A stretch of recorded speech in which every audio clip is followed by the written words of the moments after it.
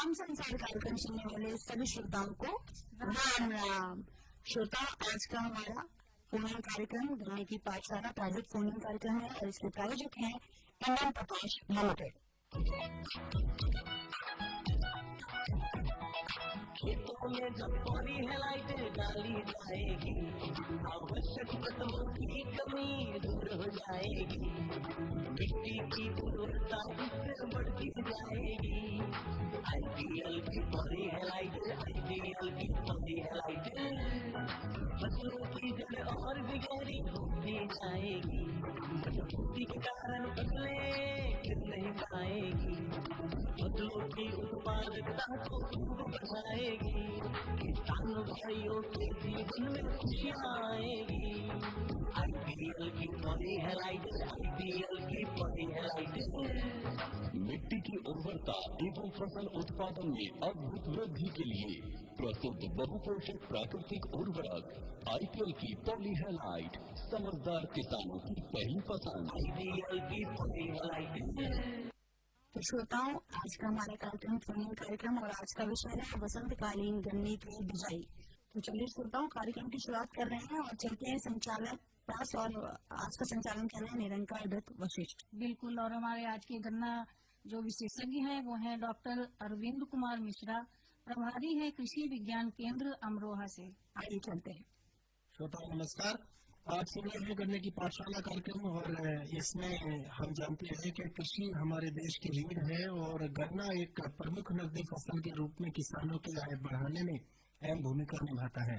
गन्ने की फसल में वसंतकालीन बिजाई का विशेष महत्व है क्योंकि सही समय, उन्नत तकनीक और वैज्ञानिक विधियों से उत्पादन और लाभ दोनों बढ़ाए जा सकते हैं। आज जैसा कि आपको बताया, अभी हमारे साथ स्टूडियो में विशेषज्ञ है डॉक्टर अरविंद कुमार मिश्रा जी उपस्थित हैं, जो प्रभारी हैं कृषि विज्ञान केंद्र अमरोहा में। इनसे जानेंगे कि किस प्रकार से हम अच्छा उत्पादन ले सकते हैं बसंतकालीन गन्ने की बिजाई करके। डॉक्टर साहब, आपका कार्यक्रम में स्वागत है। मेरा भी सभी श्रोता किसान भाइयों को नमस्कार, राम राम। जो भी उनकी समस्याएं हैं वो आज हम लोग यहाँ पे उनके समाधान करने की कोशिश करेंगे। डॉक्टर साहब, सबसे पहले तो हम ये जानना चाहेंगे कि बसंतकालीन गन्ने की बिजाई क्या है और इसका उपयुक्त समय कौन सा माना जाता है? देखिए, अपने पूरे देश के अंदर अलग अलग जलवायु में गन्ना की खेती की जाती है। पश्चिम में भी और आपके साउथ में, दक्षिण में, आपके नॉर्थ उत्तर भारत में भी, और इसका अपना एक अलग अलग बिजाई करने का तरीका है। लेकिन हमारे जो पश्चिमी उत्तर प्रदेश और उसका हिस्सा कुछ आपका हरियाणा है या राजस्थान का कुछ हिस्सा जुड़ा हुआ है, यहाँ पे जो गन्ने की खेती है वो लगभग 3 समय में की जाती है। एक आपका बसंतकालीन है जिसको स्प्रिंग शुगर केन प्लांटिंग कहते हैं, बसंतकालीन गन्ने की बिजाई कहते हैं। दूसरा हमारा है समर, जो आपका गर्मी में बोई जाती है, ग्रीष्मकालीन जिसको बुआई बुआई करते हैं। और एक तीसरा है हमारा शरदकालीन, जो हमारा सर्दी के मौसम में इसकी गन्ने की बिजाई की जाती है। तो अब जो हमारा जो समय शुरू होने जा रहा है वो है हमारा बसंतकालीन गन्ने की बुआई का, और ये सामान्यतः 15-20 फरवरी से लेकर के और पूरे मार्च के महीने तक हमारे किसान भाई जिनके खेत खाली हो जाते हैं वो गन्ने की बिजाई करते हैं। अच्छा, जो गन्ने की बिजाई इस समय हमारे किसान भाई करते हैं, इसका क्या फायदा है? जैसे कि अलग अलग समय में हम बिजाई करते हैं, इस समय का क्या फायदा है? देखिए, जहाँ तक बसंतकालीन जो समय है वो हमारा एक अच्छी पैदावार लेने के लिए बसंतकालीन जो समय है वो काफी अच्छा और पैदावार की दृष्टि से देखा जाए तो अच्छा माना जाता है। कारण क्या है कि हमारे गन्ना जो बुवाई है वो लगभग 25 डिग्री के आसपास बुवाई करनी चाहिए, और 15-20 फरवरी के बाद में आप देखेंगे कि लगभग तापमान उसी के आसपास फरवरी के बाद से लेकर के धीरे धीरे और मार्च में लगभग तापमान वही हमको मिल जाता है। इस तापमान पे गन्ने का जमाव और उसके अंदर ब्यांत दोनों ही बड़ा ही परफेक्ट होता है, और उसमें गन्ने से उसका परिणाम ये निकलता है कि गन्ने की पैदावार हमारे किसान भाइयों को अच्छा मिल जाती है। और जिस पैदावार की दृष्टि का जैसा आपने जिक्र किया है, जिसमें सबसे खराब जो माना जाता है पैदावार की दृष्टि से वो हमारा ग्रीष्मकालीन माना जाता है कि ग्रीष्मकालीन के किसान भाई बिजाई करता है तो उसमें हमको सबसे कम पैदावार मिलती है। सबसे अच्छी और अधिक पैदावार मिलती है हमारी आपकी शरदकालीन में, और लगभग ऑलमोस्ट उसी के आसपास हमारी बसंतकालीन रहती है, और सबसे कम पैदावार जो है हमारी ग्रीष्मकालीन बुवाई में मिलती है। और उसका परिणाम भी हम अभी आप आगे चल करके डिस्कस करेंगे, इसके बारे में हम लोग आप चर्चा करेंगे। तो डॉक्टर साहब, आपने 3 समय बताए हैं, एक फोन कॉल आ गई है। हेलो हेलो हाँ जी, नमस्कार, स्वागत है आपका कार्यक्रम में। कहाँ से बोल रहे हैं? हाँ नमस्कार जी, आप शर्मा बुझाई कैसे बोल रहा हूँ? हाँ जी, क्या सवाल है आपका? सवाल मेरा ये एकदम भाई मैं 15 फरवरी के खेत खाली है, और दूसरी बात ये आज के आपकी आवाज कट के आ रही है, कहीं आप अंदर को नहीं, घर बाहर आके बोलेंगे तो हमें सही सुनाई दे पाएगा। आपकी आवाज को क्लियर स्पष्ट नहीं मिल पा रही है। और दूसरी बात, अगर रेडियो सेट आपका पास में बज रहा है तो उसे बंद कर दीजिए, आप फोन से ही बात करें। लाइन से गन्ने की प्रजातियों के बारे में और लाइन से लाइन की दूरी कितनी होनी चाहिए बिजाई के लिए, यही आप कुछ जानना चाह रहे हैं ना? ठीक है। तो मैं आपको बताना चाहूंगा कि आपका जनपद आपका स्पष्ट नहीं हो पाया था। आपका कौन सा जनपद पड़ता है जी? हाँ, बुलंदशहर। देखिए, हालांकि जो आपका मिल क्षेत्र होगा उस क्षेत्र में आपकी निश्चित रूप से शुगर केन गन्ना ग्रोवर्स होंगे, जो किसानों के यहाँ पर नवीन प्रजातियों को ला करके उनकी बुवाई करा करके किसानों को सर्टिफाइड प्रजातियां उनको दी जाती हैं। तो आप उनसे संपर्क करके रखिएगा। फिर भी मैं आपको बताना चाहूंगा कि जो नवीन प्रजातियां हैं उनमें आपका कोसा 13,231 है, 13,235 है, को 0118 है, आपका को 150-23 है, यूपी 0551-25 है, और को लखनऊ 12,207 और को लखनऊ 14,201। तो ये कुछ एक प्रजातियां हैं जो अगेती प्रजातियां हैं। इनकी उपलब्धता के अनुसार आप इनमें से चयन कर सकते हैं। अब दूसरी बात आती है कि इसकी दूरी कितनी रखी जाए। देखिए, सामान्यतः अगर आप ट्रेंच मेथड से बोते हैं तो उसमें फासला लगभग 3 फीट का मानकर कॉमन से लेकर के 3 फीट से कम नहीं रखना चाहिए। 90 सेंटीमीटर एक मोटे तौर पे हम कहें, और अगर ट्रेंच से लेते हैं तो आपका 1 से लेकर के 1.5 मीटर तक का फासला उसमें लाइन से लाइन का रखना चाहिए। और साथ ही साथ में उसमें कोई दूसरी सह फसली खेती अवश्य करनी चाहिएगा। अगर आप लाइन का फासला नजदीक कर देंगे तो आपकी पैदावार घटेगी और आपका ब्याज कम होगा, खाने का मोटापा कम होगा। अच्छा डॉक्टर साहब, जैसा कि श्रोता भी बात कर रहे थे, आपने 3 समय बताए हैं बिजाई करने के जी। तो बसंत काल में जो हमारे किसान भाई बिजाई करते हैं तो उसके लिए क्या कुछ खास किस्मों की जरूरत होती है लगाने की? देखिए, किस्में तो लगभग सामान्यतः सभी तीनों जो समय हमारे उनमें प्रजातियां वही सेम रहती हैं, प्रजातियों में कोई बदलाव नहीं होता है। जो किसान भाई अभी बसंतकालीन में बुआई गन्ने की बुआई करेंगे, वही अगर आगे जाकर के 1 महीने के बाद में 15-20 अप्रैल से लेकर के पूरे मई के महीने तक गेहूं कटने के बाद में किसान भाई जो समर की बुआई होती है वो सामान्यतः गेहूं कटने के बाद होती है। और उसमें होता क्या है कि जमात वगैरह सब कुछ होता है, लेकिन जैसे ही गन्ना जमने के बाद में और ब्याज की तरफ जाता है तो उस समय एकदम अचानक ही टेम्परेचर जो है वो 40 से 45 से 48 डिग्री तक चला जाता है। और उस कंडीशन में क्या होता है कि गन्ना अपने आप को बचाने के लिए वो ब्याज की तरफ ले जाता है, और गन्ने का जो ब्याज है वो प्रभावित हो जाता है। नंबर ऑफ, जिसको कहते हैं नंबर ऑफ टेलर्स, वो कम बनते हैं, और उसका परिणाम ये होता है कि आपके मिली केन यानी जो हम गन्ना बन करके मिल को सप्लाई करते हैं उनकी संख्या कम हो जाती है, और उसका परिणाम ये रहता है कि हमारे जो किसान भाई हैं उनको पैदावार कम मिलती है। तो ऐसी स्थिति में हम लोग ये कहते हैं सभी वैज्ञानिक लोग सभी शुगर के जो हमारे रिसर्च इंस्टीट्यूशन है कि कोशिश की जाए कि समर की बुआई हम लोग किसान भाई कम से कम करें, बसंतकालीन और शरदकालीन गन्ने की बुआई के ऊपर सबसे ज्यादा फोकस करें, सबसे ज्यादा ध्यान दें, क्योंकि इसमें हमारे पास सबसे बड़ा परिणाम जो वो रहता है फायदा, वो ये है कि किसान भाई उसमें सफसली खेती कर सकता है। समर के साथ में कोई सफसली खेती नहीं हो सकती है, और ये बिल्कुल रिसर्च से क्लियर हो चुका है कि एकल गन्ना की फसल करना आर्थिक रूप से किसान भाइयों को फायदेमंद नहीं है। गन्ने के साथ में अगर आप सफसली खेती करते हैं तभी फायदा है, क्योंकि गन्ने की सामान्यतः फसल हमारी लगभग 9 से लेकर 9, 10, 11 महीने तक खेत में रहती है, और उसमें भी लगभग 3 महीने का ऐसा समय होता है जिसमें गन्ने की पैदावार हमारी कम होती है या पैदावार नहीं होती है।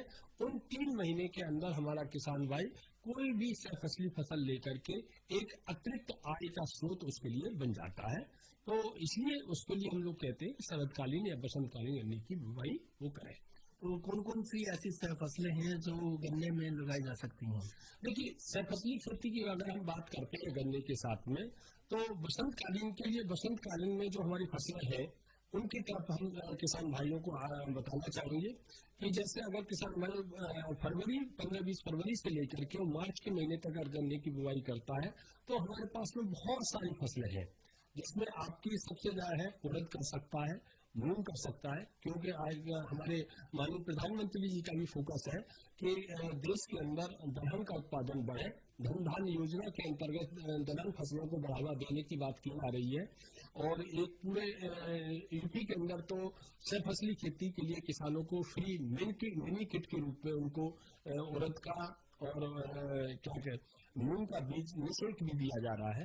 तो ऐसी स्थिति में किसान भाई उड़द की फसल, मूंग की फसल सफसली के रूप में किसान भाई कर सकता है, लोबिया कर सकता है, लोबिया की फसल भी उसके साथ हो सकती है, और आप भुट्टे के लिए मक्का की भी बुवाई वो किसान भाई कर सकता है। इसी के साथ साथ में अगर वो सब्जियों की तरफ जाना चाहता है तो सब्जियों के लिए भी उसके अंदर 2 लाइनों के बीच में तोरई है, लौकी है, खीरा है, बेल वाली फसलों को भी वो मतलब गन्ने के साथ में कर सकते हैं। और ये कुछ एरिया ऐसा है जो हमारा बागपत की जो दिल्ली से लगा हुआ एरिया है, वो आप देखेंगे कि गन्ने के साथ में बाबक फसल के साथ में और पेड़ी के साथ में जो एक आपने देखा होगा सड़कों पर अक्सर मार्केट में मिलती है जिसको फ्रूट के नाम से जाता है, वो भी कोकोर बिट्स में आती है। बहुत लार्ज स्केल पर किसान भाई गन्ने के साथ में करते हैं। तो मतलब बसंतकालीन अगर किसान भाई गन्ने की फसल जा सकता है तो वो इन फसलों का भी चयन कर सकता है। साथ ही साथ में गन्ने के साथ में अगर फूलों की तरफ जाता है तो रजनीगंधा बहुत अच्छा से बसंतकालीन में हो सकता है।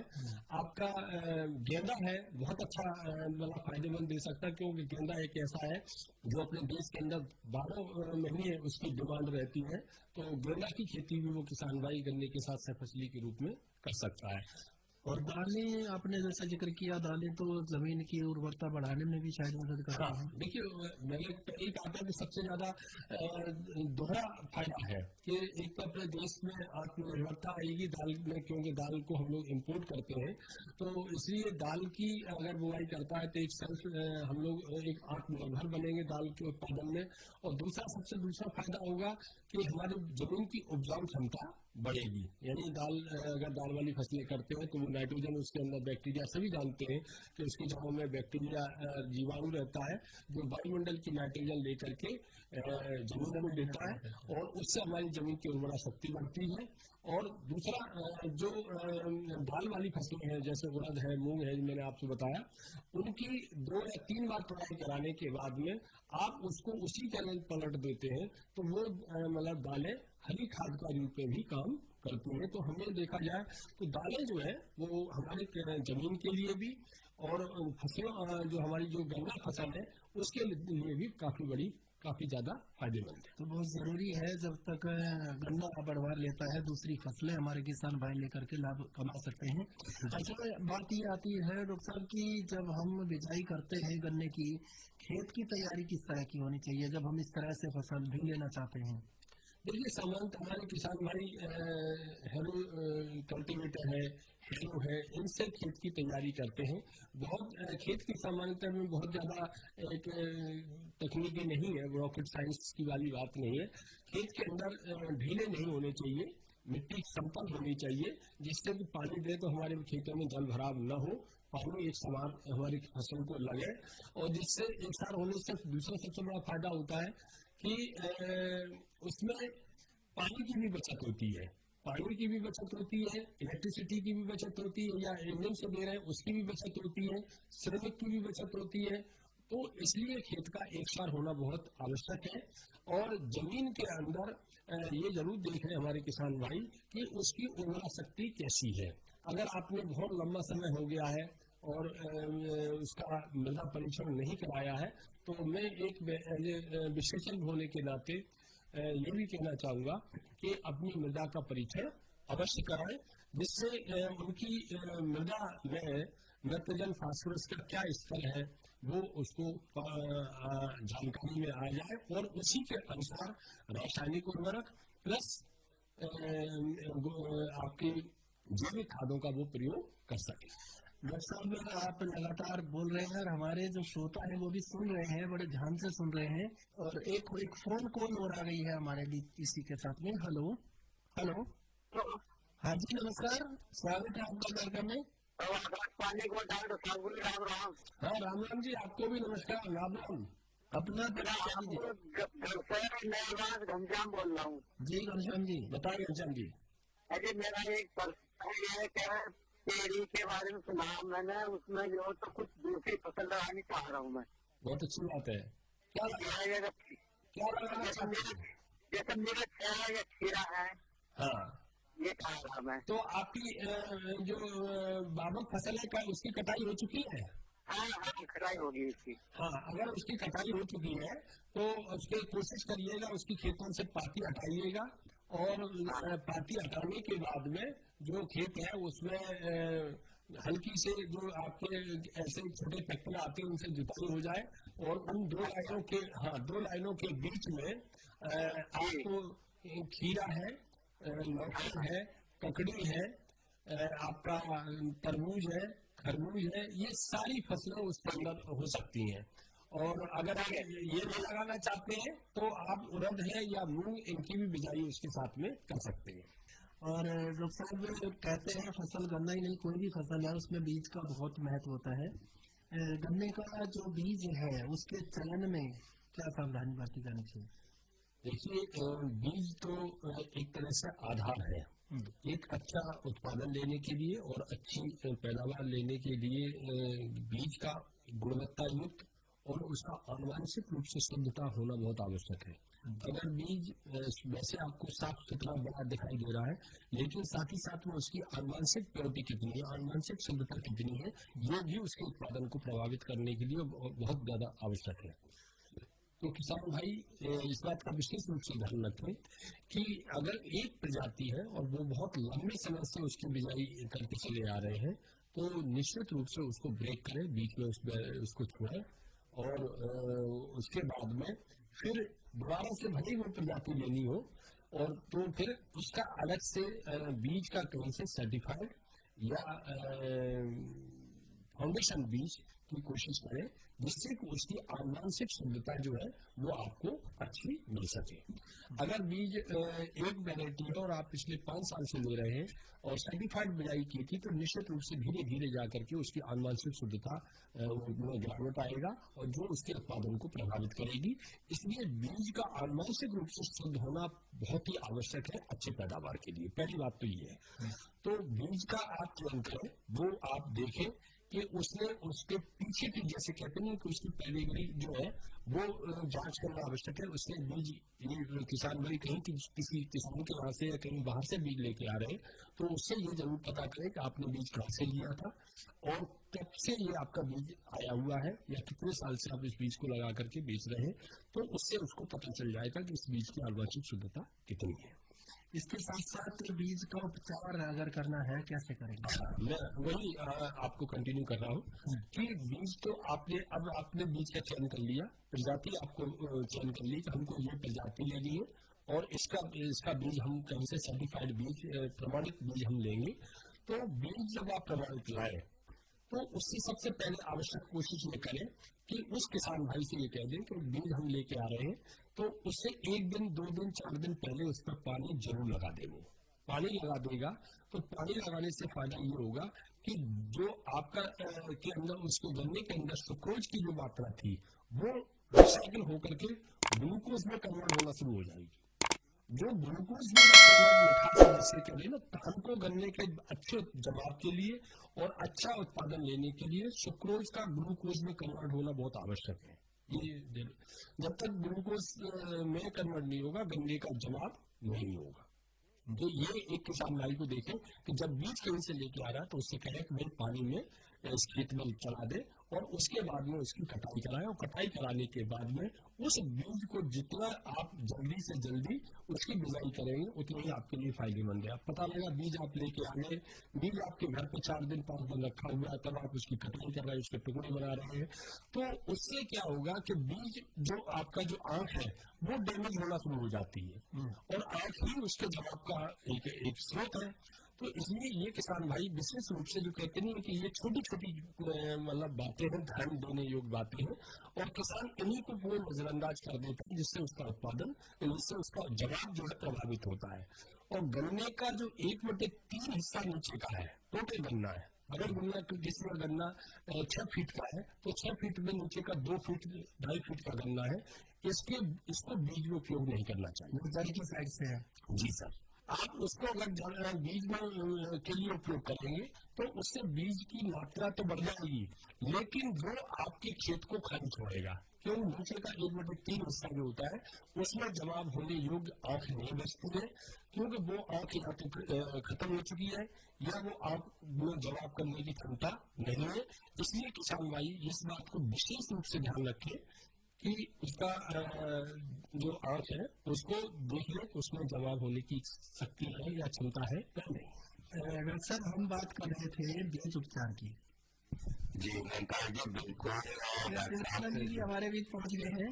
जी बिल्कुल, कार्यक्रम में अपना स्वागत है, और हम कार्यक्रम को विधिवत सुन रहे थे, और जिस तरीके से डॉक्टर साहब बता रहे थे, और किसान निश्चित तौर पर उसका फायदा लेते हैं, और जब कोई नई जानकारी हमारे किसान भाइयों को विशेषज्ञ देते हैं तो निश्चित तौर पर किसान भाई उसको बहुत ध्यान से सुनते हैं।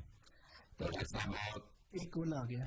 हेलो हेलो हेलो, हाँ जी नमस्कार, स्वागत है आपका कार्यक्रम में। कहाँ से बोल रहे हैं? मैं सर हापुड़ के औरचाला गाँव से बोल रहा हूँ। अच्छा जी, जी त्यागी जी क्या कहना चाहते हैं? कैसे हैं त्यागी जी आप? मैं डॉक्टर के मिश्रा बोल रहा हूँ। जी सर, बहुत बहुत नमस्कार सर आपको, और मैं बहुत अच्छा हूँ। जी क्या है? मैं बहुत अच्छा हूँ सर, आप कैसे हैं? जी सर, आज सर आप सबको बताते हुए बड़ी खुशी हो रही है कि आकाशवाणी की टीम जो है वो आज हमारे काम पर आई थी। जी अच्छा, हमारे काम पर जो है मनीषा मैडम, प्रमोद जी, तुषार जी और शिवनंदन जी आज आए थे अपनी टीम के साथ। बहुत बढ़िया है भाई, हमारी टीम क्षेत्र तक पहुंचती है और ये चाहते हैं कि वहाँ पर समस्याएं पता लगे किस तरह का। अच्छा ये बताइए आपका अनुभव कैसा रहा हमारी टीम के साथ? बहुत सुंदर अनुभव था सर। हमारे जो साथी किसान भाई थे उनके साथ उनका परिचय हुआ, और हमें दिखाया कि हम इस क्षेत्र में कैसे किसानों को जो है जैविक और प्राकृतिक खेती की तरफ अग्रसर करते हैं। और हमारे जो मॉडल फार्म है, जो हमने एक सर्टिफाइड मॉडल फार्म बनाया है जैविक और प्राकृतिक खेती का, उसका हमने उनको विजिट कराया। हमने मधुमक्खी पालन की जो अपनी इकाई है उसको दिखाया, और शहद उत्पादन जो हम कर रहे हैं, और इंटरक्रॉपिंग आम के साथ कैसे कर सकते हैं किसान, उसका जो मॉडल हमने विकसित किया है वो हमने आज उनको प्रदर्शित किया जी। तो बहुत अच्छा एक्सपीरियंस था हमारे किसानों का आकाशवाणी की टीम के साथ। तो हमें भी बहुत अच्छा लगता है जब हमारी आकाशवाणी की टीम का मकसद ही होता है कि हम फील्ड में जाके देखें किसान किस तरह से काम कर रहे हैं और हम क्या उनके लिए कार्यक्रम में कर सकते हैं। तो आपको बहुत धन्यवाद कि आपने जो हमारी टीम गई उनके साथ आपका अच्छा अनुभव रहा। किसानों ने हमारे सहकारों ने जो है बहुत ही इसको जो पॉजिटिवली लिया है कि उनके जो मेहनत है कि वो फील्ड पर कर रहे हैं उसको जो है आकाशवाणी जैसा प्लेटफॉर्म जो है देख रहा है और उसको शायद पूरे देश तक पहुंचा रहा है। हर्षवर्धन जी का फार्म मैंने भी देखा है, बड़ा अच्छा फार्म है और हमारे सरदार वल्लभ भाई पटेल कृषि विश्वविद्यालय के हमारे निदेशक प्रसार और अन्य अधिकारियों ने भी उसका विजिट किया है। निश्चित रूप से ये एक मॉडल के रूप में काम कर रहे हैं। और आपके क्षेत्र से चल के शिवानंदन जी तो हम कार्यक्रम में भी पहुंच गए हैं, हमारे साथ ही बैठे हैं। जी बिल्कुल, आपने जिस तरीके से दिखाया कि आपने एक ही खेत में आम लगा रखा है, उसी में हल्दी भी है, उसी में अमरूद भी है, उसी में लहसुन भी आप उगा रहे हैं और उसमें आप सबसे बड़ी बात यह है कि मधुमक्खी पालन भी कर रहे हैं। यहाँ तक कि ये आपने दिखाने के साथ साथ जहाँ कोलो चल रहा था, गन्ने की तैयारी हो रही थी, वहाँ भी आपने विजिट कराया। जो चीज शहर के लोग देखना चाहते हैं कि किस तरीके से कार्य होता है, गुड़ बनते हैं, तो निश्चित तौर पर बहुत अच्छी था। और दूसरे श्रोता जो हमारे सुन रहे हैं उन्हें भी ये पता लगा होगा कि क्षेत्र में जाकर के सीधे हमारी आकाशवाणी टीम किस प्रकार से संपर्क करते हैं किसानों से, और किसानों से सीधे हमारे जो कार्यक्रम के संयोजक है शिवानंदन जी सीधे फिर कार्यक्रम में भी आके संवाद कर रहे हैं। बिल्कुल, क्योंकि हमारा जो रेडियो किसान दिवस 15 तारीख को होता है, 14 तारीख को हम गाँव बरसियाना में ही त्यागी जी के फार्म पर ही अपनाएंगे, जहाँ पे हमारे जो काफी किसान भी पहुंचेंगे, वहाँ पे किसान संगोष्ठी भी होगी और वहाँ पर लोक संगीत का कार्यक्रम भी होगा। तो निश्चित तौर पर उसी की हम देखभाल के लिए पहुंचे थे, वहाँ की किस तरीके से हम वहाँ पे आयोजन कर सकें।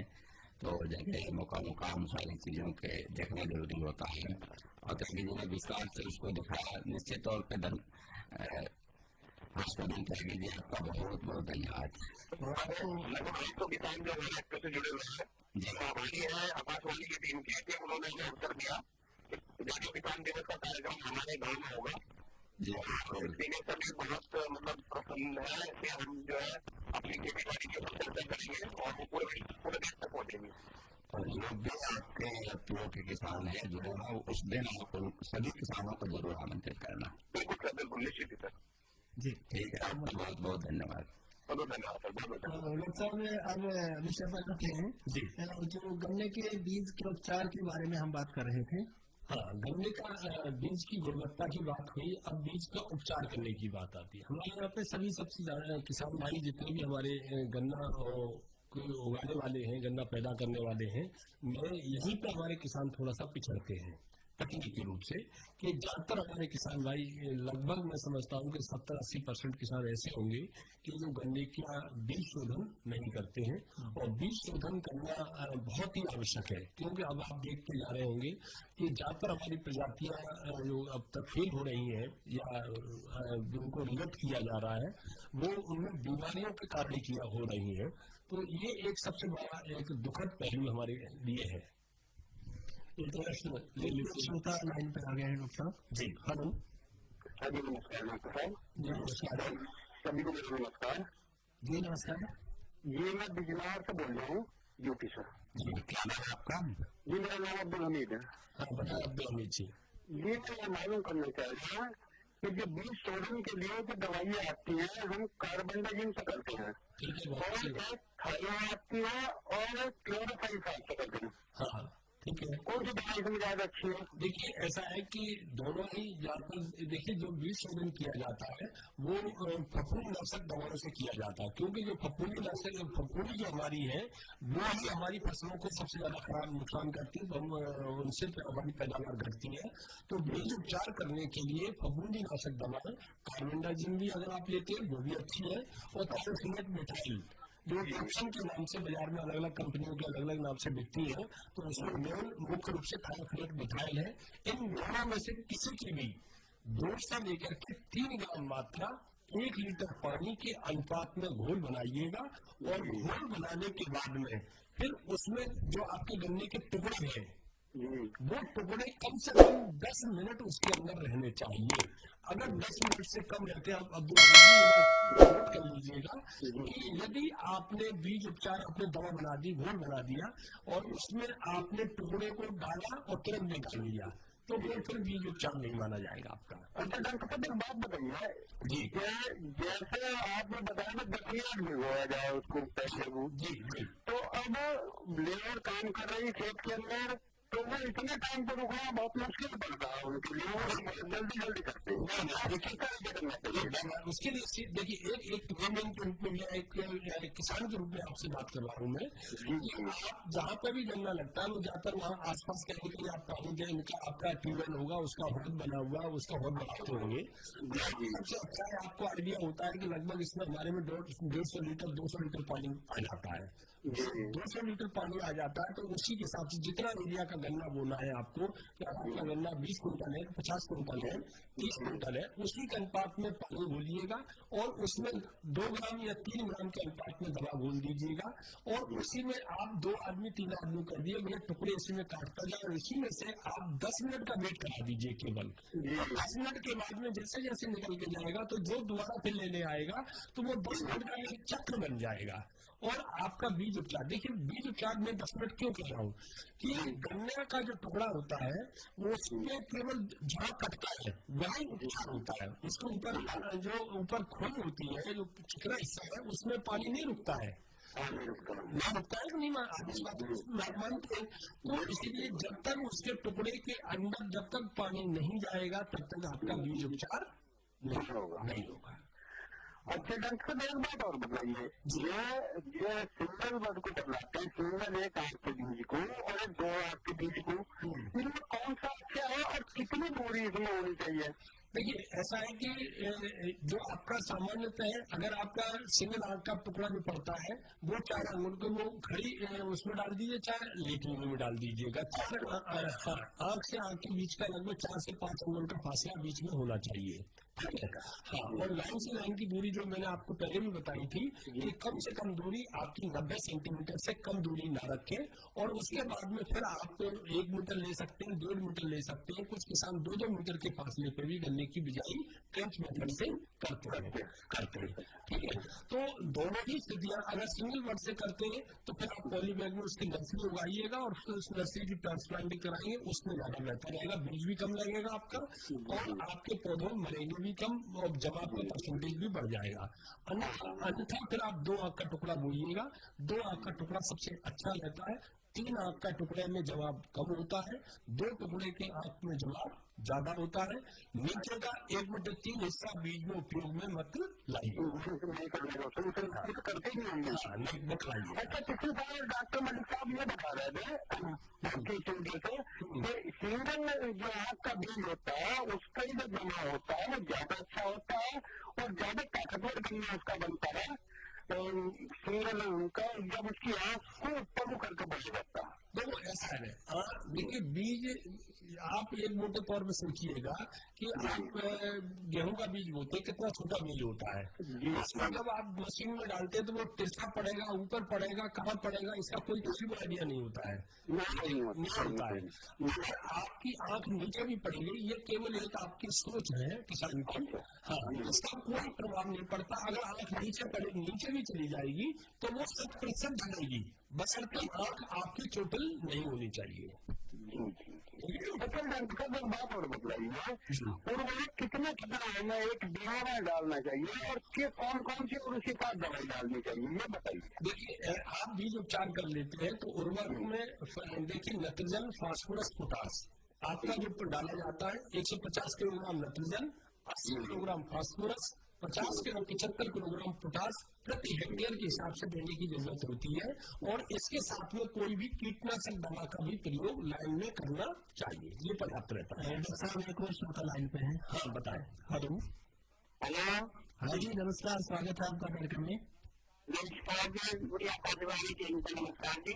नमस्कार जी, ये मैं बयान कर रहा ताकि नसनपुर जिला बराबर रहने वाला हूँ। हाँ बताएं मेरा जी। मेरा सवाल ये है कि जब तक तुम ये गन्ना की पाठशाला हमें बहुत कुछ होते हैं, लेकिन जो कार्यक्रम की बात करते हैं और जिले में हो रहा है हमारा अमरावती में कभी कार्यक्रम होगा कि नहीं? नहीं, अमरोहा में कार्यक्रम होता है आपके। मैं अमरोहा ही जनपद से एक बात कर रहा हूँ मैं आपका। और मैंने हसनपुर में अभी 2-3 कार्यक्रम, एक तो आपका जो हसनपुर शुगर मिल वाली है आपका, उसमें कार्यक्रम किया था। उसके बाद में मैंने चंदनपुर में भी कार्यक्रम किया है। चंदनपुर में भी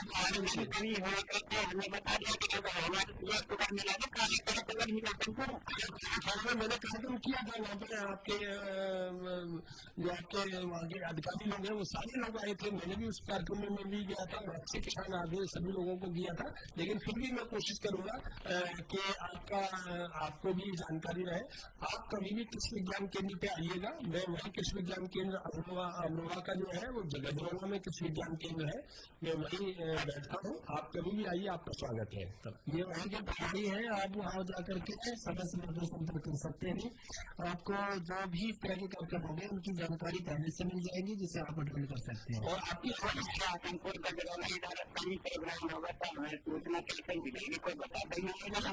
नहीं, मैंने आपसे कहा कि आप कृषि विज्ञान केंद्र गजरौला पे आ जाइए। आपसे हसनपुर से गजरौला कोई दूरी नहीं है, 20 किलोमीटर।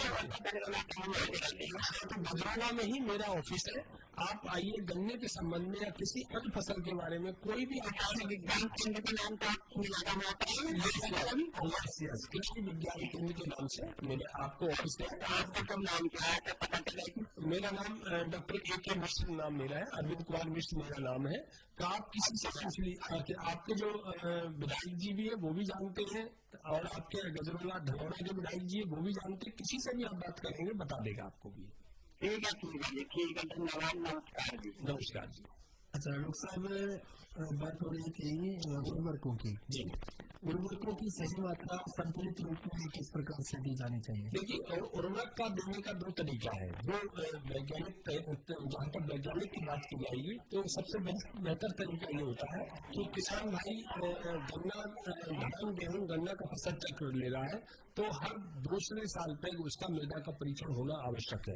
अगर मृदा परीक्षण आपने नहीं कराया है तो आप ये मान के चलिएगा कि आपको कोई उसमें उर्वरक का क्या स्तर है, नाइट्रोजन कितना है, फास्फोरस कितना है, पोटास कितना है, जिंक कितनी है, सल्फर कितना है, ये आयरन कितना है, कॉपर कितना है, ये बहुत सी चीजें ऐसी हैं जिनको आपको कोई जानकारी नहीं रहेगी।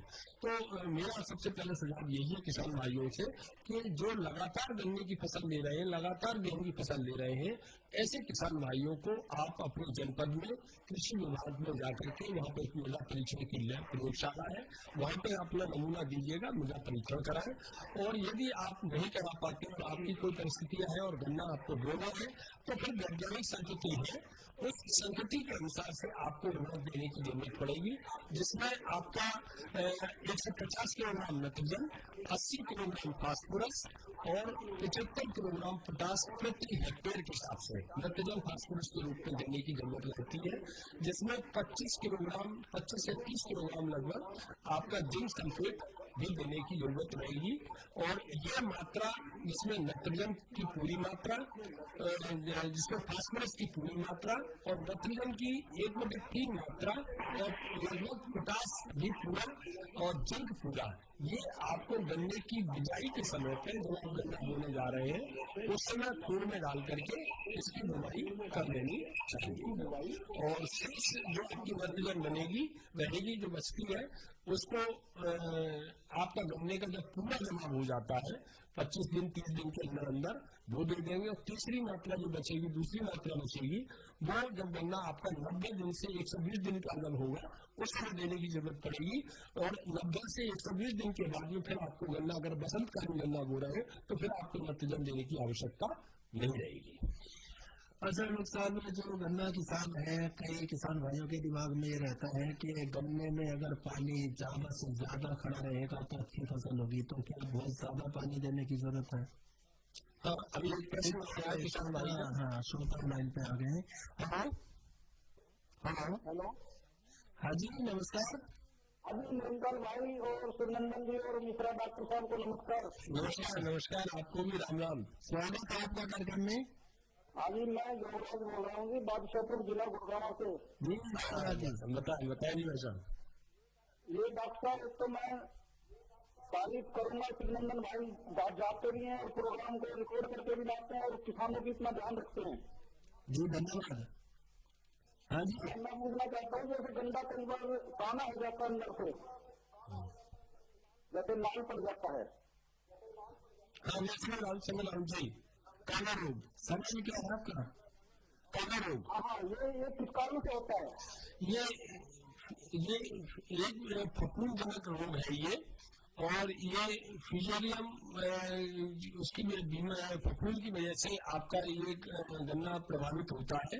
और इसका जो वाहक है वो या तो बीज के माध्यम से होता है या जमीन सॉइल जो आपकी मिट्टी है उसके माध्यम से एक पौधे से दूसरे पौधे में जाता है।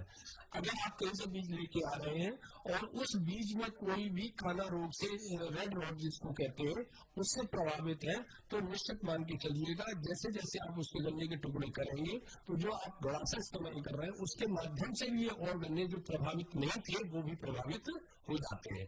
और इसकी जो शुरुआत होती है वो जुलाई अगस्त से हो जाती है। जुलाई अगस्त में जैसे ही खेतों में पानी भरता है तो उसके बाद में इसका जो पैथोजन है, जो इसका फफूंद है, जो फंगस है, वो और पौधों को भी प्रभावित करना शुरू कर देता है। और फिर आप ये देखेंगे कि जुलाई अगस्त के बाद में जो पूरा का पूरा क्लम्प जिसको थावला कहते हैं वो पूरा का पूरा थावला सूखना शुरू हो जाता है। और आप देखेंगे जुलाई अगस्त में अगर जो किसान भाई समझदार होते हैं वो उनको बीच में कोई थावला सूखा हुआ दिखाई देता है तो वो उसको पूरी तरह से जड़ सहित उखाड़ करके खेत से बाहर निकाल करके या तो मिट्टी में दबा देते हैं या उसको कहीं जला देते हैं। और उस स्थान पर कोई फफूंदजनक दवा का जैसे बीटावैक्स, आपको थाइफिनेट मिथाइल है, कार्बेंडाजिम है या ट्राइकोडर्मा है, इनका वहां पर लेकर के स्प्रे छिड़काव कर देते हैं जिससे ये फफूंद जो है और पौधों को प्रभावित ना कर सके। तो हाँ जी, जैसे हमारे इधर ये मैं बादशाहपुर में इधर तो जमीन जैसे कम चाहे बिल्डिंग खड़ा हो गया है 75 मंजिल का, लेकिन कुछ मेरी जमीन जैसे गुड़गांव जिले में फटोदी के पास हैली मंडी में, वहाँ हम कौन सी फसल ये लगाएं जी अगर मैं वहाँ गन्ना लगाना चाहूँ तो? नहीं, आप मिट्टी कैसी है वहाँ की? मिट्टी ज्यादा रेतीली तो नहीं है? नहीं, ज्यादा रेतीली नहीं है। अगर ज्यादा रेतीली मिट्टी नहीं है तो आप उसमें गन्ना लगा सकते हैं। तो कौन सी वैरायटी लगाएं? देखिए ऐसा है कि आप अपने मिल क्षेत्र के हिसाब से देखिएगा कि वहाँ पर जो कौन सा शुगर मिल है और वो वहाँ के लिए कौन सी प्रजातियां संस्कृत की गई है। उन प्रजाति संस्कृति जो प्रजाति की गई है कि कोई आपकी को 118 है, 13235 है, या यूपी की जो प्रजातियां चल रही वही आपके यहाँ पे हरियाणा में संस्कृत की गई है, तो उसी के हिसाब से आप प्रजातियों का चयन करके उनकी बुवाई आप करा सकते हैं। डॉक्टर साहब, आपने इतने सरल शब्दों में इतनी महत्वपूर्ण जानकारी हमारे श्रोताओं को दी, इसके लिए आपका बहुत बहुत धन्यवाद। मेरा भी सभी हमारे श्रोता किसान भाइयों को राम राम। जो मेरे किसान भाइयों से जो मेरी बात सुनी या उनकी कोई भी जिज्ञासा रह जाती है तो निश्चित रूप से वो अपने नजदीकी किसी कृषि विज्ञान केंद्र से या किसी विश्वविद्यालय से संपर्क करके अपनी शंका का समाधान कर सकते हैं। धन्यवाद, राम राम। किसान भाइयों सुन लो मेरी बात, किसान मित्र से ना है बढ़िया खाद, IPL की किसान मित्र जैविक खाद, मुख्य सूक्ष्म तत्वों से मिट्टी को जीवंत बनाए, ठोस हो या तरल रूप में इस खाद से फसल लहराए, फसलें तुम भरपूर उगाओ, खूब कमाओ, मौज मनाओ। किसान भाइयों सुन लो मेरी बात, किसान मित्र से ना है बढ़िया खाद, IPL की किसान मित्र जैविक खाद। अपनी खेतों में हरियाली और जीवन में खुशहाली के लिए हमेशा इस्तेमाल करें IPL की जैविक खाद किसान मित्र, जो कि उपलब्ध है रोहाना कला शुगर मिल पर। शीघ्र बुक करें। तो श्रोताओं, आज का हमारा फोन कार्यक्रम यही समाप्त होता है। कार्यक्रम सुनने वाले सभी श्रोताओं को राम राम।